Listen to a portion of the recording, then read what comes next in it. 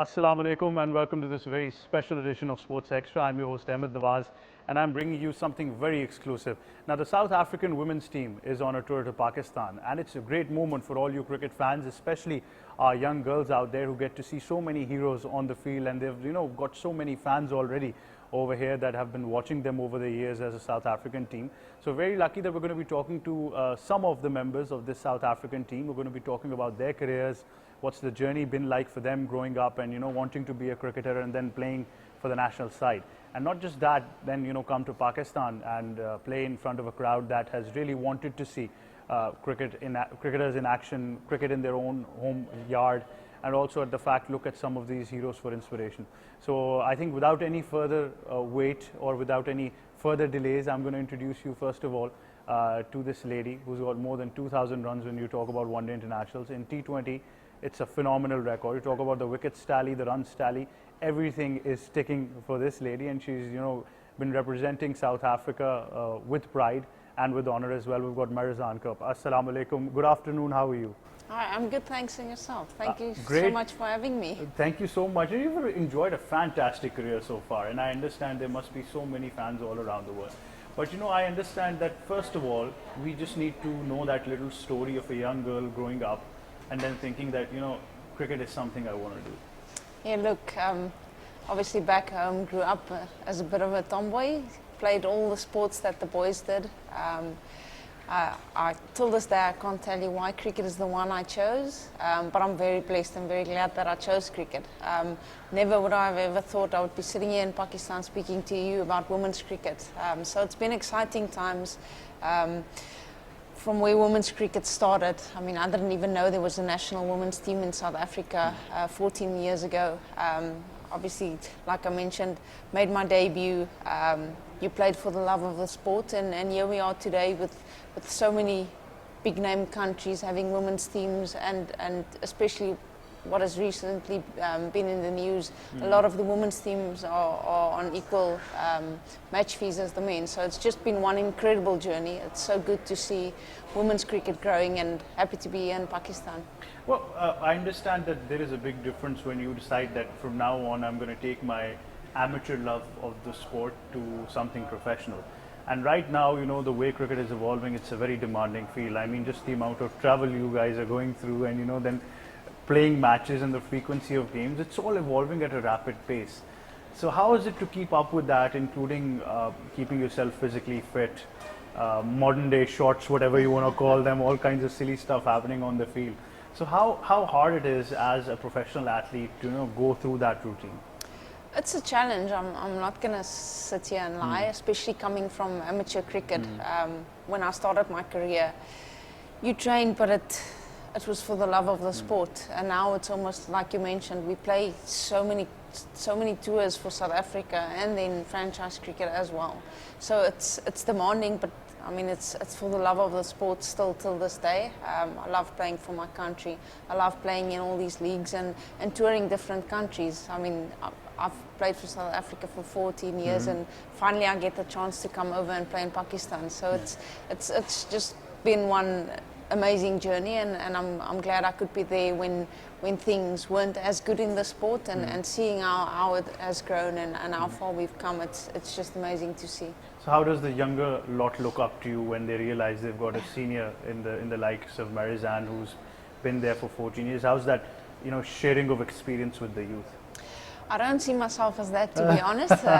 It's just my teammates. I obviously help where I can, but I am someone who's quiet. If anywhere in the world I play cricket and someone asks me for advice, I'm always open to share my knowledge. But yeah, I'm very focused when I'm on tour and when I'm playing, and I feel like I've got so much to worry about. So I just try and focus on my own game and hopefully winning games for my country. That's very interesting. And talk us through that dressing room environment of Cricket South Africa, especially when you talk about this women's team, because you must have seen so many players and so many dressing rooms and environments. So how's that camaraderie between all of you girls when you're on the field? Look, the last couple of years has been really tough. I mean, you guys, everyone knows about the retirements we've had, and it's been people that I made my debut with 14 years ago. So it's been sad at times, especially for someone like me, because they have been my close friends. But it's also, we have a young group within this team. Now it's time to build towards the future, especially after making that World Cup final. You don't want to drop off now. We want to keep on fighting and performing. So we've got a mixed bunch of players in the change room, where I think that's the amazing thing of sport and playing it within a team. You have different personalities, different cultures, and players with different skills. So we are a mix, and like I said, we had a few retirements, and now it's time to build towards the future. I don't want to get you all emotional, but which of these retirements has been the biggest heartbreak so far? Look, all of them. For me, the biggest one would obviously have to be Danae. I mean, we actually made our debut at the same tour, 2009, at the World Cup in Australia, and playing under with the leadership skills that she had, and the fight she showed. For years, she carried this team. But no, look, each one of them that has retired were special. They were my friends, and the most recent one, Shibi, opened the bowling with her for I think 10, 12 years. So it's heartbreaking, and it's going to be my first tour again without, I think there's like 5 of them that has retired. So it's sad. Almost but half the team. Yeah, it's sad, but but that means that automatically the pressure comes on you to be that leader of that attack, because it's interesting. And I wanted to ask you this, that it must be great fun having a new ball partner on the other end, who really, when she comes into ball, the batters have got fear in their eyes. So that would be a great feeling as a opening bowler, to see fear in the eyes of the batters together. Yeah, look, we had a great partnership. Like I said, we opened the bowling, I think, for the past 10 or 12 years. But not to forget about Aya, Ponga, Kaka as well. The 3 of us, we had an amazing partnership for the last couple of years. And 3 musketeers. And that's the amazing thing, that if on the day I was struggling, Aya and Shibi would bowl really well, and vice versa. If tomorrow I was on point, one of them was struggling. And I think that's just the amazing thing about team sport, that you had players like that you can rely on, and it just made your job so much easier. So who's been the hero or the icon growing up? Who's been the most favorite cricketer to watch and enjoy? Look, I absolutely love my cricket, so I watched every single team play. But no, it has to be, I had a few that I really liked or enjoyed watching. Jock Cullis, Sean Pollock, even Afridi. I was always a massive fan of him as well. And I'm actually at this moment, I'm past that stage where I have role models in cricket or people I look up to, but one of my favorites has to be Shaheen Afridi. I absolutely love his bowling. Saw him now at the 100 as well. I think he has an amazing career ahead of him. Well, thank you very much for joining us. I've been more of a Graham Smith fan, so I would take, being a lefty myself, so I would take that. But Marizanne, thank you very much. You're such an inspiration. And I guess you hear it from all over the world, but we're really honored to have you in Pakistan especially, and I hope you've been treated well so far.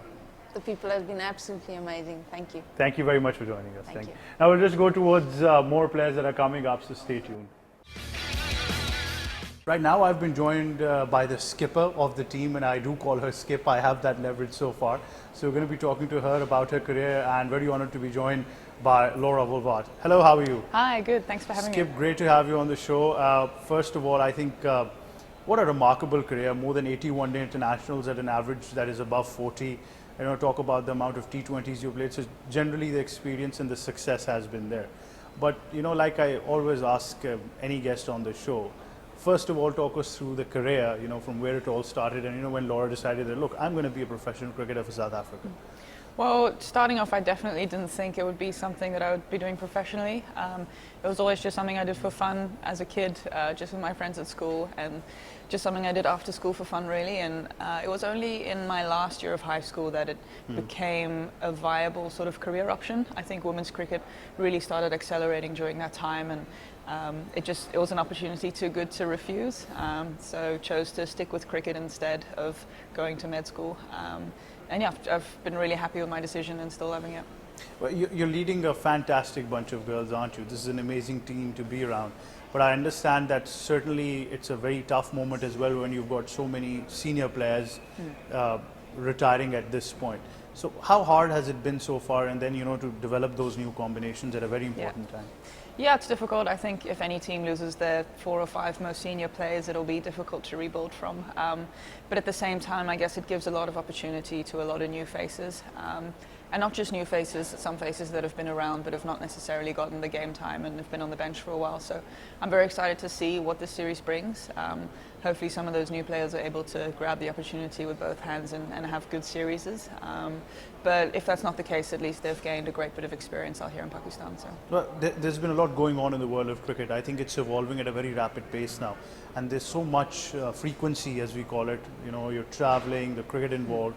So, for any modern cricketer, how hard is it to keep up with this, not just in terms of your physical capabilities, but also, mentally being in the game as well? It is becoming more of a challenge. I think it's not something that we in women's cricket had to deal with until sort of recent times, that we have a lot more cricket to play. But it's just about managing it, just finding time outside of cricket, and if there are certain leagues that might be a bit too much for you to play, just to consider that, and to consider how you're feeling and your mental state before you do have extra commitments as well. Now in Pakistan, I know you've been having a lot of fun so far, but the competitive side of the series is also something that you're well aware of, and I know that as soon as you come onto the pitch, you're going to be a different campaigner. All fun and games end when you're competing. So how's the experience been so far in Pakistan? Yeah, so far so good. I think we've been very lucky to be in a very nice hotel with a lot of different games rooms and options to hang together and spend some time. We watched a bit of the cricket the other day just on the big screen, so just spending some time together. But yeah, I think like you said, it'll become a lot more serious getting into the game time. And yeah, hopefully some good entertaining cricket. Now, a lot of us would want to know about the structure of women's cricket in South Africa. Obviously, some people are aware, but then there's a large amount of audience that needs to understand that structure. And then obviously in Pakistan, we're still trying to build on that infrastructure for women's cricket. So what could you highlight about the infrastructure of women's cricket, especially in South Africa? And one very important component does become the youth structure there as well. I think within the last 2 weeks they've announced completely new structures for us, which has been amazing. They're speaking about professionalizing domestic cricket, which I think would be great for the depth on our side. I think previously that's been something that we've struggled with, just having the contracted SA players but not having much below that. But now moving forward, I think having a whole bunch of players who are full-time at domestic level will hopefully keep more young girls in cricket as well, that want to take up the sport and can actually see it as a viable career option. So it's a massive step in the right direction, and I think we still have a long way to go. I think countries like Australia, England are really leading the way with their leagues, and Big Bash that's been around for like 8-9 years already. So the league would be probably the next step and something that I'm really looking forward to. But the strides made in the last couple of weeks are very exciting. Absolutely, and I understand there must be so many young girls who would want to be the next Laura for South Africa. So that's great to see that the structures are definitely improving. Now, a bit of a cliche, but I'm tempted to ask you, who's been that favorite player growing up? Probably. Well, when I was young, I didn't have a lot of female players to look up to. So mostly the male South African players like AB, Jacques Kallis, the classics. But as I got into women's cricket a bit more, probably Meg Lanning. I really like how good she is at batting and enjoy watching her. So yeah. So being a skipper, added responsibility, something that you're enjoying so far, or is there a bit of an added pressure as well? So far so good. I'll see once the game starts how I feel. It's been a bit of extra preparation, obviously, just as a batter having to learn a bit more about my bowlers now and trying to figure out their bowling plans and fields, and just a lot of discussions around that. But so far I've enjoyed it, and hopefully the games go all right. So what's the motto now for the team when you talk about, because like we mentioned that a lot of experience is no longer there. So when you're leading a side that, obviously in the back of their minds they do understand that a lot of our players are not there anymore, so automatically the responsibility comes to some of the senior players that are there, and also the youth that now have to step up their game. So as a skipper, what's the message to them, and what's the team talk, and especially that dressing room environment of Cricket South Africa right now? We just spoke a bit about just really trying to enjoy being out here. I think it's a maybe a once in a lifetime opportunity getting to come to Pakistan, and it's our first time over here as a group, so we're just going to try and make the most of this opportunity. And I think just for those younger players as well, just to keep playing fearless cricket, keep being brave, and keep fighting for those opportunities and taking the opportunities, and doing that by enjoying and playing fearless cricket. So Well, Skip, thank you very much for joining us, and you. we wish you all the best. And once again, like I said, you're going to have a lot of fans once you're playing here in Pakistan. thank you. Thanks Thank for you very having me. much. Right now, I've been joined by this lady who has, crossed that century mark when it comes to playing one-day internationals more than 100, T20 internationals more than 100. So you can, gather that experience when you look at the numbers themselves. They speak a lot, but there is still so much to talk about, and I've been joined by none other than I just told her right before this interview that she's the most famous South African cricketer right now in Pakistan. So I've been joined by Sunay Lewis. Hello, good afternoon, how are you? Hi, I'm good. How are you? I'm very well. How has it been so far in Pakistan? Because I understand there's been a lot of traveling involved, trainings and everything going on. How's it been so far? Yeah, it's been very good. The people are extremely nice and hospitable here in Pakistan. The hotel is lovely. Unfortunately, we're not allowed to go sightsee as yet, but we've been to the ground and back. The ground is looking exceptional, and can't wait to go onto the park tomorrow. Now let's talk about a young Sunay growing up and thinking that she's going to be playing cricket for South Africa. How's that journey been so far? Yeah, it's been quite good. Obviously, in every cricketing career, you're going to have your ups and downs, but I think there's a lot of memories I've made throughout my career. And I never thought I would be sitting here in Pakistan playing cricket. So it really is an honor to be here. And like I said, everyone's just really excited to go. And I think this is a very special memory that I'm going to hold close, and very excited to go. Well, it must be, an added pressure, or is it not, that once you consider that some great names for Cricket South Africa have just recently retired, and automatically, I think the team starts looking up to people who become the automatic seniors in the team, the veteran lot. So how's that experience when the youth looks up to you, because you're somebody, like I said, who's crossed that 100 mark in both T20s and the one international with a number of games? Well, it's a bit scary when you mention the name veteran. I'm definitely not there yet. But no, it's obviously a big responsibility. And I know we've got some younger players coming in, some few debutants as well. So I'm really just excited to go onto the park tomorrow. I think whenever you walk onto the park and play for your country, it's a big honor, no matter, I think, if you've played 200 matches or one match. I think the excitement levels and the stress levels and everything stays the same, no matter how experienced you are. So, no, I think it's going to be an awesome series, and I'm very excited. Well, how's it now? Laura's a skipper. You've got so much to talk about. Obviously, like I said, you've got that experience under your belt on and off the field, and that dressing room environment of the team as well. How are all the girls gelling up together? Yeah, it's been good. I think everyone is very excited to be in Pakistan. I think before we came here, they asked myself and Laura, who's been here, like, what is it like? What are we going to do? We're like, we don't actually know. We're going to a different city. It's going to be completely different. And I think so far everyone's been enjoying it. I think it's awesome to be playing in the evening when it's a bit cooler. So not as much sweat as in the day, not as hot. But no, it's been exceptional. And I think everyone is just ready to play cricket after, I think, 5 or 6 months of having no cricket. Well, let's talk about the game itself. As somebody who's got some magic up her sleeve, so you've got to evolve yourself now, considering the way cricket's going. I see all kinds of batters are pulling out all kinds of silly tricks on the field, and you've got to outsmart them at many occasions. If you're a batter or a bowler, you've got to outthink your opposition. So that evolution, how great is it to keep up with it and every once in a while produce some magic on the field as well? Yeah, it's been good. I think the game has been evolving so quickly. I think with every tournament and every series we play, there's some new rules coming up, or a different tournament comes up with new rules. So you have to keep up with the times, and you have to evolve your game as well. So it's been quite good to kind of keep up with the times. I think if you're not doing that, then you are definitely slacking behind, and you're going to fall behind. So no, I think it's an awesome experience again for us just to go out to the park and showcase our talent. Well, as a campaigner who's been there for a good amount of experience now, I'm tempted to ask you, how does it all transform when you're participating in ICC tournaments? Because obviously during bilateral series or leagues, you go with a different mindset. But when it comes to playing a major tournament, that is some experience that you carry as well. How does the mindset change of a team or an individual? I think for me personally it doesn't change a lot. I think a cricket game stays a cricket game for me. I think I get nervous whether we play club cricket or the World Cup final. I think my nerves stay the same and the excitement levels stay the same. So I think for me it's totally the same. I think the preparation might just be a bit different, or the way we go about it just a little bit different here or there. But I think overall everything stays the same. Like I said, it's a game of cricket. Your skills stay the same. And that should never change. What's been the most favorite moment so far when you talk about those more than 100 one-day internationals and more than 100 T20 internationals? What's been the most favorite moment that you always think about and you're like, that was something I enjoyed? There's a lot. I think it's been an 11-year career so far, but I definitely think, the moment we got through to the semi-final, or got through to the final and we won in the semi-final, I think that's a very special moment. I think all our families were there. We knew exactly where they were sitting in the crowd, so just looking up at them at that moment, Shibnam bowled that last ball, I think that was something that we will carry with us forever. You lot were running all over the place at that time. I think emotions and adrenaline were really high. Yeah, we all it was remember crazy. the clippings of those matches. It was absolutely fanatic seeing all of that over there as well.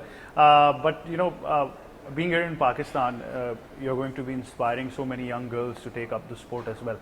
Obviously, in Pakistan, women's cricket is an infrastructure that is still evolving and developing, not at par with many countries around the world, but still the structure's there. And how great is it for any nation to at least have a women's team, first of all, which is participating in international tournaments? Yeah, it's amazing. I think you have to give the women in whichever country the opportunity to take up cricket. I think the times are gone where it's only a gentleman's game and only men can play cricket. I think, as cricket is evolving, I think the world's evolving as well. So I think, women have the opportunity to do everything that men do at the moment. So I think it's amazing to have, a team all around the world. And I think it's important for us just to grow the game and make it more aware, for countries like Pakistan and even South Africa, where it's not as big as in Australia or England. So I think it's awesome that we can just showcase our talent, play on television for girls to see us. And I think that's the biggest thing.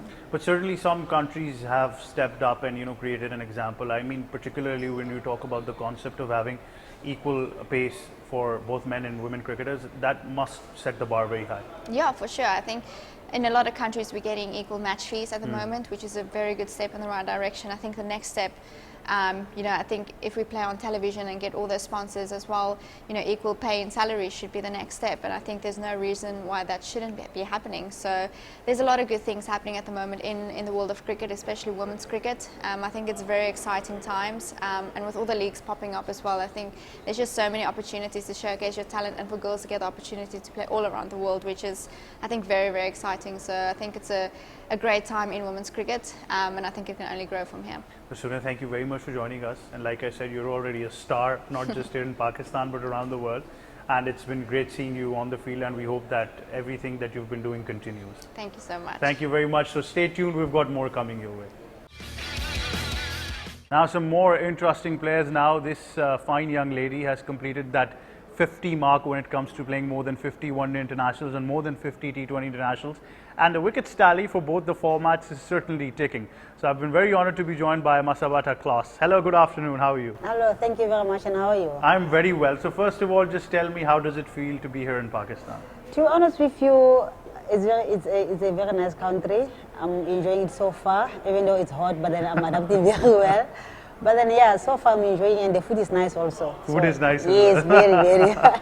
Well, that is certainly one aspect whenever you're traveling, that you get to try so many kinds of food. Now, a fair bit of experience is on your side. You've played a number of games. How does it feel to represent South Africa at the national level? I mean, growing up, how's that journey been for a young Klaas to grow up and play for South Africa? First of all, I must say it's a very, very privilege and honor to be representing my country. And for me, the love of the game started at a young age, at the age of 8 years. Yes, that's where I started to fall in love with the game. And funny enough, at home, no one plays cricket. But then at my private school, I just decided, you know what, let me just give it a try. And then I fell in love with the sports. Who were you bowling to at that time? Probably the wall then. Yeah, back then I was bowling to the boys' cricket. So I started playing with the boys up until the age of 13. And that's where I started to join the girls' cricket at the age of 13. And then when you talk about making your first professional debut, what was that feeling like, that nervousness? And as a young girl, you used to write in your diary, like, one day I want to represent my country. And when that time comes, you just being mixed emotions. You want to cry, you're happy at the same time. but they know me very well that you've been putting the hard work behind closed doors. So I remember quite well when I get my call up, I was with my mom that day, and I was like, Mom, yeah, it is my time now. So I just been called to the national team. So yeah, I was happy. It was a very moment to me and my And family. she must be so proud of She you. is very, very proud. So when you consider that feeling of a mother, the association they've got with their children is always special. So talk us through the South African team, you know, the amount of experience, youth, there's a mixture of this in the team as well. Some of the players have just recently retired, but you had so many names to look up to when you talk about Shabnam, or you know, talk about Laura, and then you talk about Marizanne, you know, Sune, all of these players to look up to as well at the same time. How's the environment and how's your journey been so far in the team? You know, so far being, I'll call it a senior in the team and having a lot of youngsters, it's, I must say, the responsibility also on your shoulders to make sure that the young ones are following with the right steps. But with the likes of Marizanne Cup, Ayawanga Kaka, and a lot of players, I think we mingle along well. We're so positive, and we, like I said, we have youngsters in our team. So we've been working with them, and then they know what to do. So it's a very good environment, if I can put it that way. And it's becoming tougher and tougher by the day because there's so much amount of cricket, and you know, it's evolving. As somebody who's a bowler yourself, you've got to think of a plan now because batters are trying everything they can. Yes, So yes. how's that experience of, you know, evolving yourself both physically, mentally and skill-wise as well? Being a pace bowler is quite challenging because you're bowling a lot of overs in the heat. But then, luckily enough, we have our conditioning trainer, so he's keeping us very fit and we're managing the conditions very well. But as a bowler, you always have to have a plan. You always have to have a plan. It's either your plan A doesn't work, you still have plan B and C. So I'm that kind of a player who always have plans. If my plan A doesn't work, then I go to my plan B and C. So that's how I manage my game. Even if that plan means that, you know, once you beat the batter, go and give them a stare, you know. Then I that's go for that- it. Because that's something you love about pace bowlers. I Yes, think you yes. enjoy that energy and adrenaline rush. So when we talk about the structure of cricket in South Africa, and obviously you're in Pakistan right now, so Pakistan is a country that is growing and evolving in women's cricket. So how important is it to share that experience, you know, Team South Africa, Team Pakistan, having a talk with each other? Some of the Pakistani youngsters would look up to you as well. So yeah. how's that experience so far? To be honest with you, it's a quite nice experience to have like both countries getting along and mixture of the players. You know, when you hear, we're not just different countries, but we have like same love with the game that we're playing. So the structures I'm saying, even if we're not there yet, but then we're building towards it. So one day at a time, then up until we get there. So yeah. Definitely, that is the case. And you know, talk us through the preparation as well, because there is so much cricket happening. So how's the preparation going on so far? Because this series is also important. Then you've got so much cricket coming up for Yes, Cricket yes. South Africa as well. So far, the preparation is coming right. And like I said to you, the weather, we had to adjust to the weather, the conditions, but we're doing that very well. And we here staying in the beautiful hotel. So I must say thank you very much for that. But people are saying that, you know, in modern day cricket, they say that it's a batter's paradise right now because of the amount of runs that are being scored. Do you agree, or do you want to tell them that no, the bowlers are still there to boss The around? bowler still wasn't there. Yeah. So yeah. The bossing around as well. Yes. But class, thank you very much for joining us, and you know, you've been an inspiration for so many young girls, not in South Africa but around the world, and we wish you all the best. But we would also like to request you to, you know, give that aggression to the batters. I'll every now and definitely then. do that. Thank you Thanks very for much. having me. Thank you. Thank you very much. More Yeah. coming your way. Stay tuned. Right, welcome back. And you know, we can talk to as many players as we want and many people, but there is always the real brain behind the operation. You know, we always call it the man with the plan, the action man, and I've been joined by none other than the coach of the South African women's team, Coach Hilton. Hello, Coach. How are you? Good afternoon. I'm good, thanks, Metiko. Thank you very much for joining us. Now, you know, you yourself, being a wicketkeeper batsman, have seen so much action on the field. Yeah. So I'm always tempted to ask any coach, how is the transformation from a player to a coach, first of all? How difficult is that, and you know, how is that transformation? It's a very difficult transformation, and we always advise players when they stop, you need to take a step back, maybe give yourself a year or two, just to get over the retirement when you stop playing, and then start somewhere where you first learn to understand yourself as a coach before you can aspire to become one of the best coaches in the world or in the country or wherever you want to be, because there's a lot of learnings that you need to go through, and you experience a lot and understanding about the game as you go along, because it's different from a change room than what you know. You know, but as a wicket-keeper, you're already so involved with the game that you have an added advantage that you can keep an eye on everything that is going around. No, for sure. And that, I think that helps a lot, because even when you transfer the knowledge, it becomes easier to do it, because at the end of the day, it's about the players, not you, once you stop playing. But coach, let's talk about this unit that you're involved with right now, the South African women's team. And we understand, I think anybody talking around the world would always first of all talk about so many senior players retiring at this moment.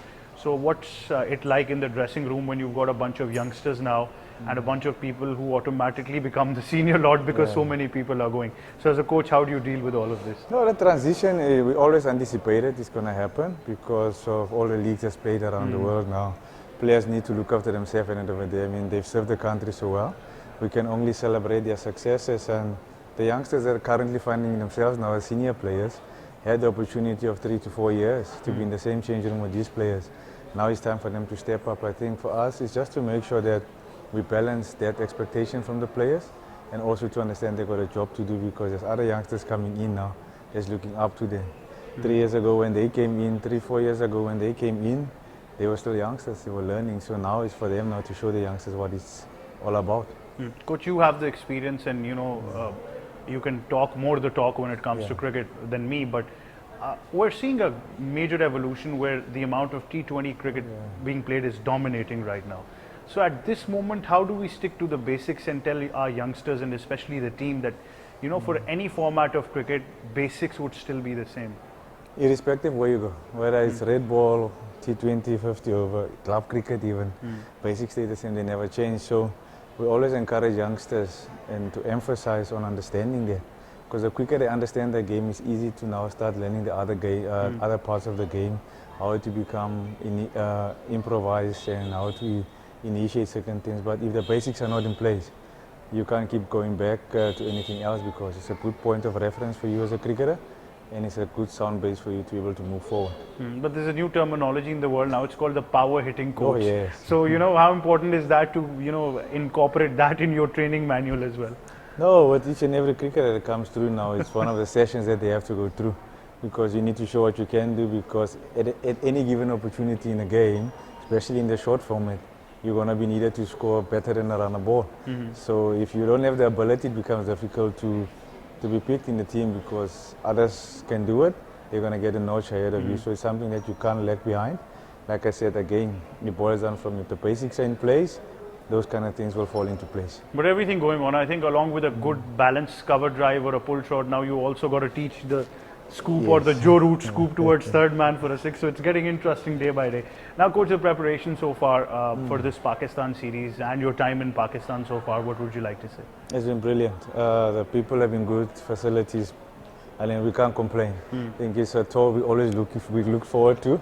I think it's not something that I thought in my career it would happen, but I'm just so glad it did.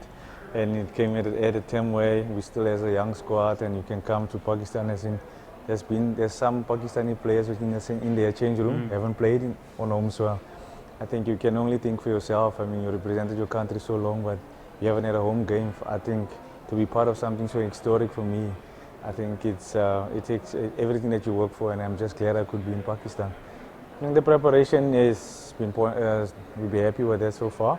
We've got one more day to go for the first game tomorrow, and players are looking forward to get onto the park. I mean, hospitality, everything else has been brilliant.